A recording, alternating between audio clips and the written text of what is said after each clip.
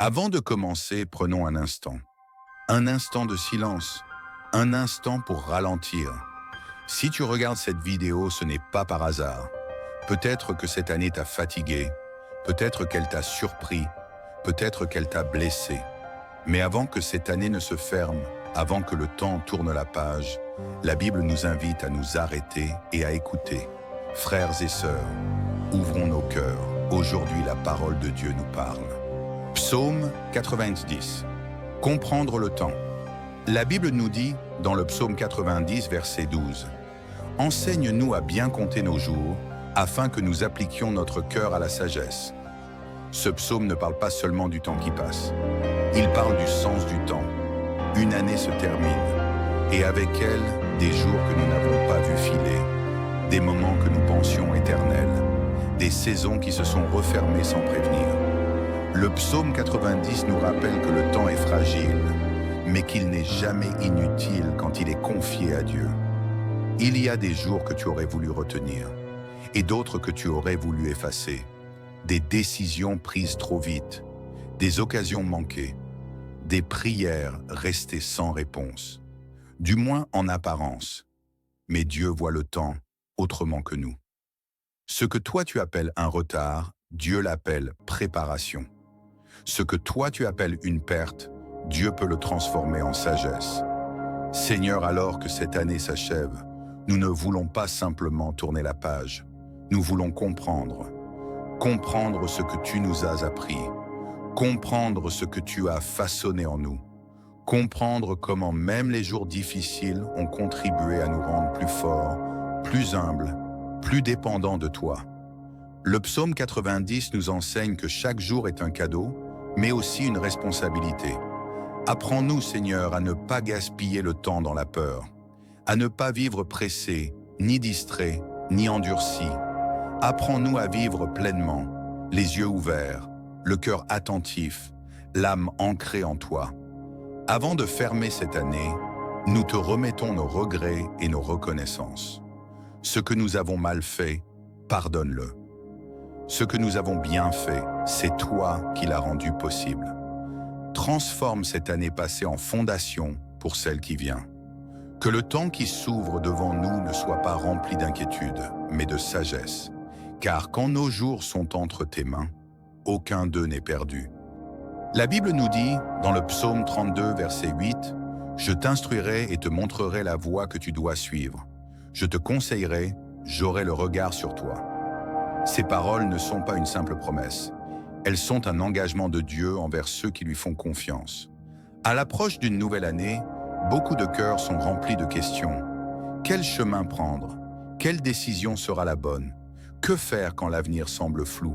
Le psaume 32 nous rappelle une vérité essentielle. Dieu ne nous laisse jamais marcher seul. Il ne se contente pas de nous montrer un chemin de loin. Il marche avec nous. Il nous observe avec amour. Il ajuste nos pas quand nous hésitons. Seigneur, il y a eu des moments cette année où nous avons avancé sans te consulter, des décisions prises dans la précipitation, des choix guidés par la peur ou la pression. Mais aujourd'hui, alors que cette année touche à sa fin, nous choisissons l'humilité.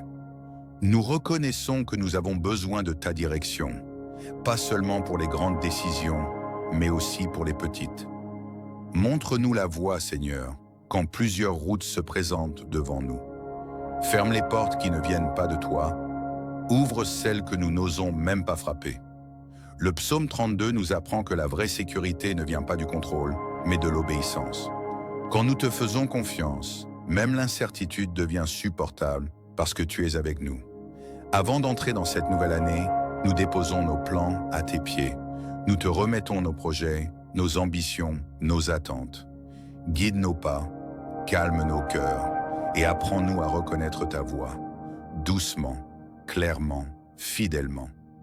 Car un pas guidé par Dieu vaut mieux qu'une course sans lui. Psaume 91, la protection du Très-Haut.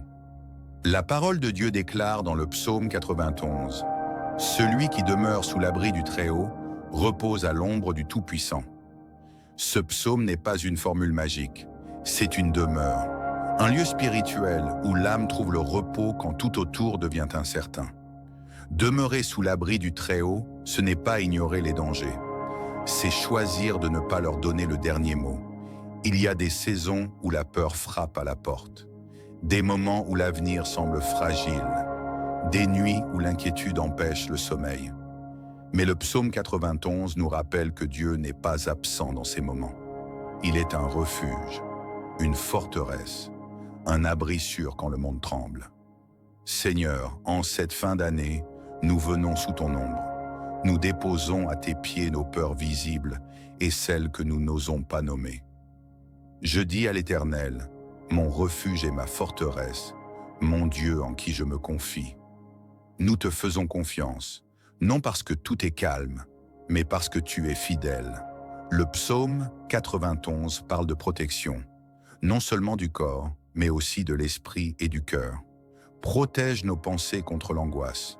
Protège nos cœurs contre le découragement. Protège nos familles contre ce que nous ne voyons pas venir. Il te couvrira de ses plumes et tu trouveras un refuge sous ses ailes. Quelle image puissante! Non pas un Dieu lointain, mais un Dieu proche, présent, attentif. Même quand la tempête fait rage, ses ailes sont là. Seigneur, nous proclamons que cette nouvelle année est placée sous ton abri. Aucune peur ne régnera sur nos nuits. Aucune menace ne définira nos pas.